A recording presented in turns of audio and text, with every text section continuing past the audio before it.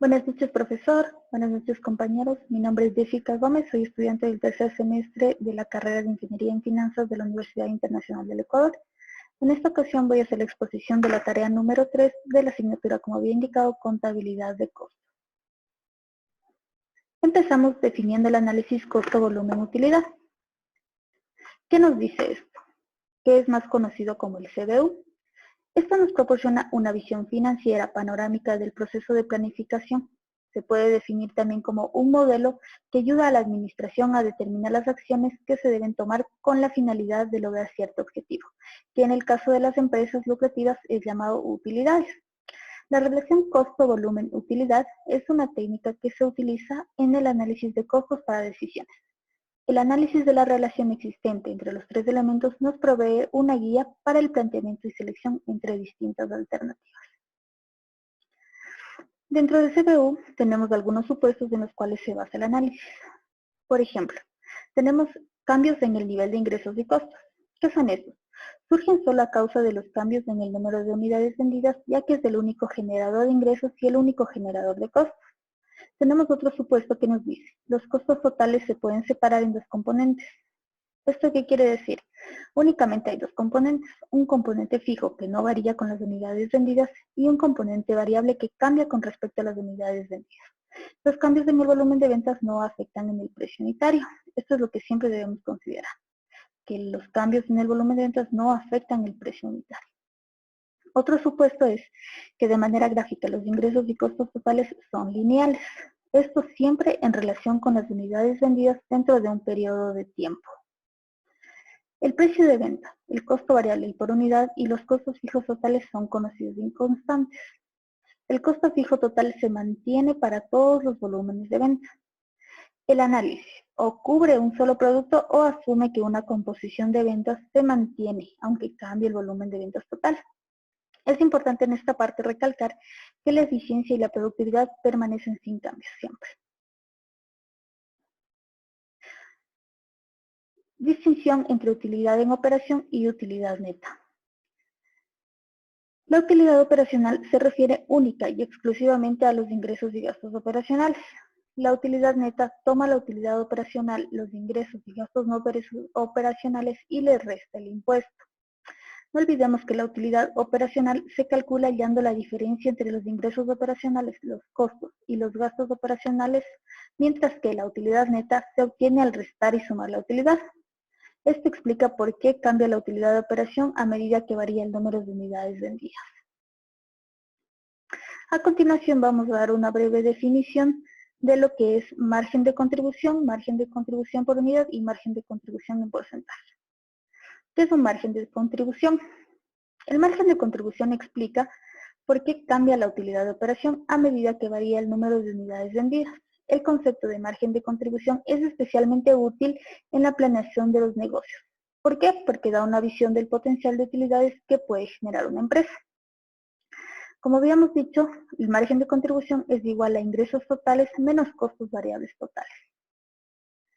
Ahora vamos con el margen de contribución por unidad. ¿Qué es el margen de contribución por unidad? Como podemos ver, es una herramienta útil para calcular el margen de contribución y la utilidad en operación. ¿Por qué? Porque reconoce la estrecha relación del precio de venta y del costo variable por unidad. El margen de contribución por unidad también nos ofrece una segunda manera de calcular el margen de contribución. Ahora vamos con el margen de contribución en porcentaje. La razón del margen de contribución, que algunas veces es llamada razón de utilidad volumen, indica el porcentaje de cada unidad de moneda vendida. Esto puede ser, depende del país, ¿no? Puede ser dólar, peso, euro, depende de la moneda que haya en el país en el cual nos desempeñemos. Y esto es disponible para cubrir los costos fijos y proveer un ingreso operativo. El margen de contribución en porcentaje, en lugar de expresar el margen de contribución con una cantidad, como les decía, monetaria, podemos expresarlo como un porcentaje.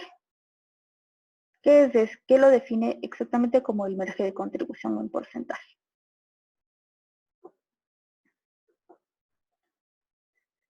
Tres métodos que sirven para expresar las relaciones CBU. Existen tres métodos. Primero está el método de la ecuación.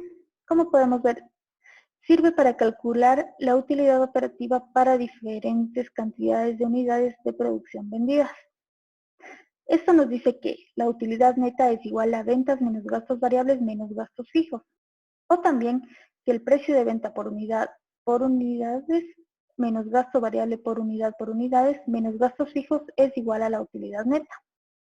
Otro método es el de contribución marginal. Este método se enfatiza en la contribución marginal. Es el método del margen de contribución o de la utilidad marginal, como les decía.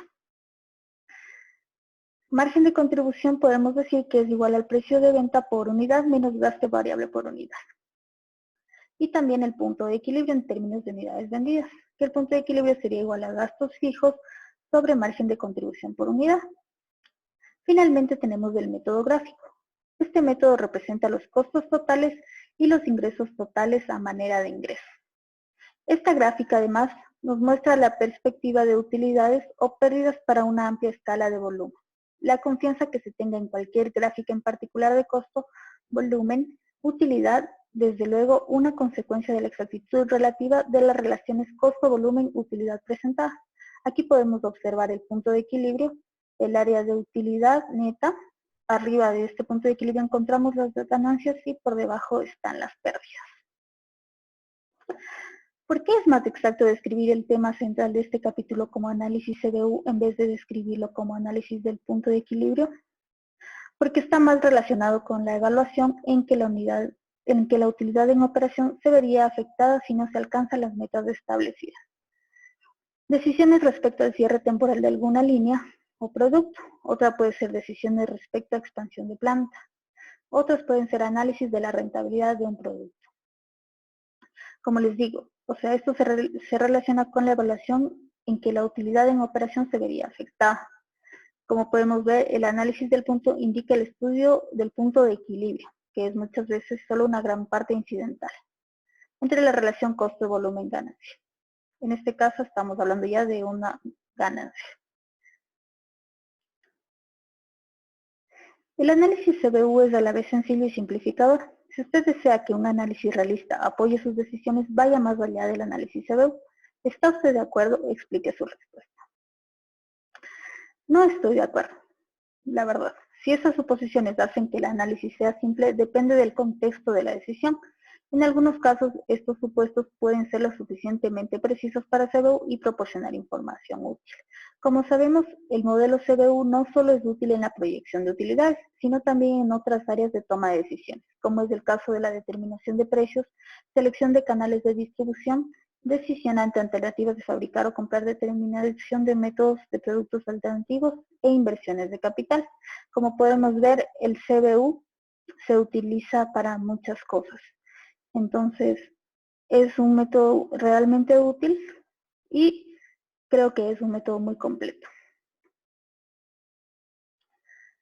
¿Cómo afectaría al punto de equilibrio un aumento en la tasa de impuestos sobre las utilidades? El punto de equilibrio se vería afectado si la tasa aumenta. Cambiaría con la variación de los ingresos, debido a que se tendrán que ajustar los ingresos para cubrir el impuesto de la utilidad y a su vez seguir obteniendo ganancias. Por ejemplo, si una empresa tiene una tasa de impuestos sobre la renta del 40% y vende 45 unidades de su producto, obtiene una utilidad de $960. Para obtener esa misma utilidad con un impuesto del 50%, obviamente va a tener que vender más unidades, que en este caso sería más por el cálculo 49 unidades.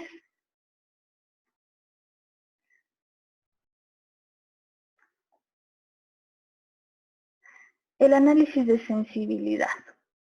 ¿Cómo se ha visto afectado por la utilización de hojas electrónicas de cálculo?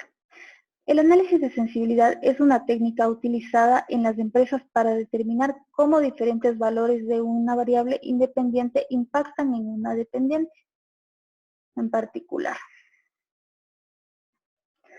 La hoja de cálculo como Excel ayuda a los gerentes a realizar de una manera sistemática y eficiente un análisis basado en el coste, volumen y utilidad.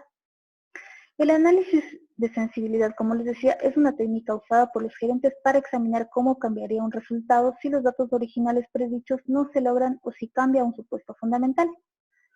En este caso, la hoja de Excel Nos ayudaría mucho y lo que pasa es que en este siglo que estamos viviendo nos va a ayudar y va a ayudar a los gerentes a realizar de manera sistemática y eficiente un análisis basado en el costo, volumen y utilidad. Y como los procesos son automatizados, se pueden obtener resultados en cuestión de minutos, es decir, se aceleran los procesos para la obtención de esta sensibilidad que habíamos indicado. Como sabemos, la tecnología cada vez avanza y nosotros debemos ir avanzando con ella. Un ejemplo de la manera en que un gerente podría disminuir los costos y variables y aumentar a la vez los costos fijos. Se disminuyen los costos variables si una empresa que se dedica, por ejemplo, a revender, obtiene de su proveedor una disminución en los costos del producto. La empresa puede tomar la decisión de ofrecer la mercadería en un precio más reducido, aunque esto puede traer como consecuencia que se aumenten los costos fijos al tener la empresa que sacar de los fondos para cubrir los costos fijos. Un ejemplo de la manera en que un gerente podría aumentar en este caso los costos variables y disminuir a la vez los costos fijos podría ser: supongamos que se quiere aumentar los costos variables, entonces se disminuyen los costos de producción. Por ejemplo, implementamos un plan en donde se produzca la misma cantidad regular de un producto en menos tiempo. Así se hacen más productos a medida que aumenta el tiempo y se vende una mayor cantidad y se tiene obviamente mayor ganancia. Los costos fijos se pueden disminuir en una empresa si se despide personal innecesario también y si se hace más eficiente el personal restante. Es decir, no muchas personas que hagan lo mismo o que sean procesos que tranquilamente pueden manejar los 2 o 3 personas y que haya unas 10 personas. Entonces, obviamente sería necesario hacer un recorte de personal para tener un trabajo más eficiente. ¿Qué es el apalancamiento operativo? ¿En qué forma el conocimiento del grado de apalancamiento operativo es útil para los gerentes? Es el efecto que tienen los costos fijos sobre los cambios en la utilidad de operación, a medida que ocurren variaciones en las unidades vendidas y en el margen de contribución. Este conocimiento es útil para los gerentes para saber cómo las ventas influyen en los ingresos que dan como resultado la utilidad en operación variable. El apalancamiento operativo o primario es aquella estrategia que permite convertir costos variables en costos fijos, de tal modo que a mayores rangos de producción menor sea el costo por unidad producida. Por ejemplo, supongamos que una empresa produce pantalones y para su fabricación emplea mucha mano de obra, que constituye un costo variable. Para una mayor producción de pantalones serían necesarios más trabajadores, pero la empresa puede comprar maquinaria y, como decíamos antes, automatizar el proceso de producción, lo cual va a reducir directamente la mano de obra. Cambiaría el costo variable por costo fijo, reduciendo el primero y elevando el segundo. El incremento del costo fijo se dará por la inversión de automatizar el proceso vía depreciación o desgaste de la maquinaria comprada, y el costo unitario de producir cada par de pantalones será menor, con lo cual habrá ganado eficiencia.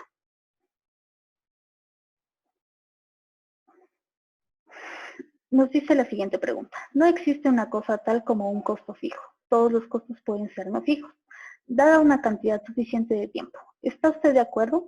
¿Cuál es la implicación de su respuesta para el análisis CBO?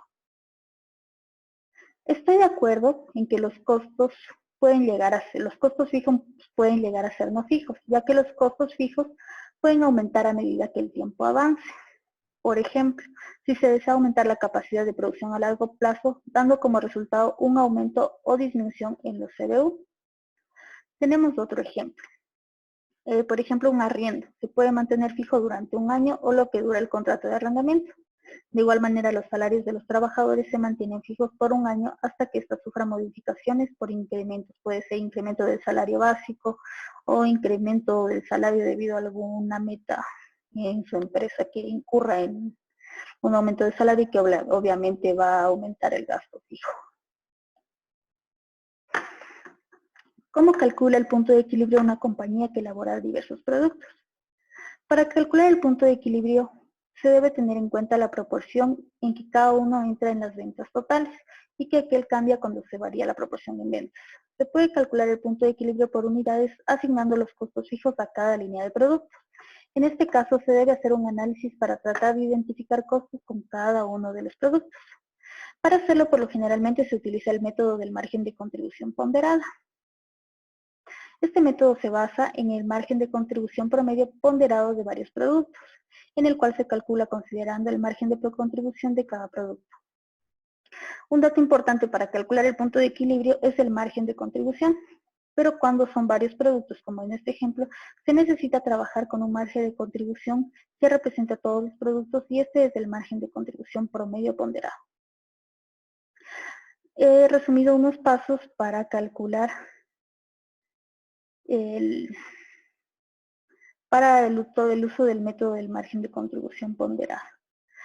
Como primer paso podemos calcular la participación de las ventas de cada producto. Un paso 2, calcular el margen de contribución unitario de cada producto. Luego calculamos el margen de contribución ponderado de cada producto y calculamos el punto de equilibrio en unidades totales. Posterior a esto calculamos el punto de equilibrio en unidades de cada producto y luego calculamos el punto de equilibrio de los productos en unidades monetarias. En el análisis CBU, la utilidad bruta es un concepto menos útil que en el margen de contribución. ¿Está usted de acuerdo? En mi opinión, la utilidad bruta es tan útil como el margen de contribución, ya que la utilidad bruta nos da el resultado final del proceso, sabiendo así la ganancia en operación. Sin embargo, en el método de la utilidad bruta, el precio de venta se calcula agregando al costo de compra el margen de ganancia deseado, mediante una multiplicación. Este porcentaje no facilita el cálculo del punto de equilibrio, aunque es bastante simple y fácil de usar para el comercio en general. Pero como les decía, la utilidad bruta es tan útil como el margen de contribución. Muchas gracias, profesor. Una buena noche.